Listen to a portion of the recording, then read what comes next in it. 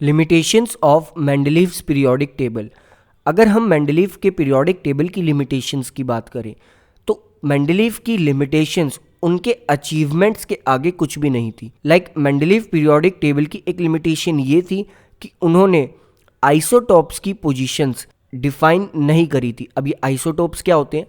Isotopes ऐसे elements होते हैं जिनका एटॉमिक नंबर तो सेम होता है बट मास नंबर डिफरेंट होता है। आई होप आप मास नंबर और एटॉमिक मास के बीच में डिफरेंस जानते हैं।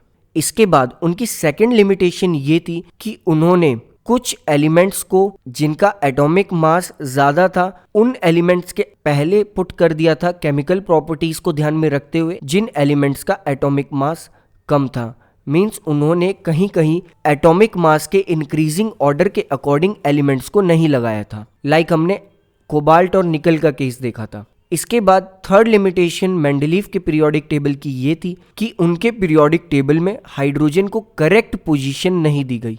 हम हाइड्रोजन की पोजीशन देखें तो हाइड्रोजन मेंडलीव के पीरियोडिक टेबल में फर्स्ट ग्रुप में रखा गया था एल्कलाई मेटल्स के साथ, क्योंकि जैसे सोडियम हैलोजेंस के साथ कंबाइन होता है वैसे ही हाइड्रोजन भी हैलोजेंस के साथ कंबाइन होता है।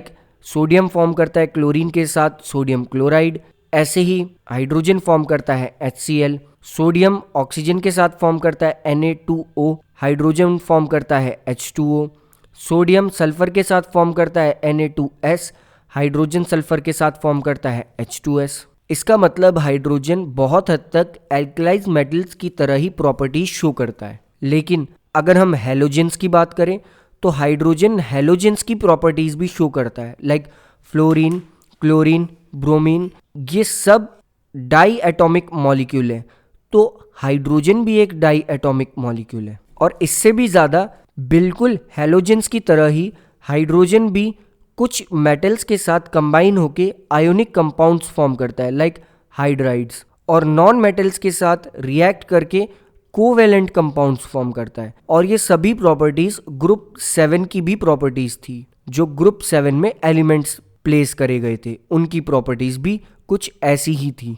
इस डिस्कशन से हम ये कह सकते हैं कि हाइड्रोजन को एक एग्जैक्ट पोजीशन इस पीरियोडिक टेबल में नहीं दी गई, तो ये भी एक मेंडलीव की पीरियोडिक टेबल की लिमिटेशन थी। नेक्स्ट इसके बाद हम ये देखेंगे कि प्रेजेंटली जो हम पीरियोडिक टेबल देखते हैं वो किस बेस पर क्लासिफाई हुई, किस चीज़ को हमने बेस माना और उसके ऊपर हमने क्लासिफिकेशन करना स्टार्ट करा।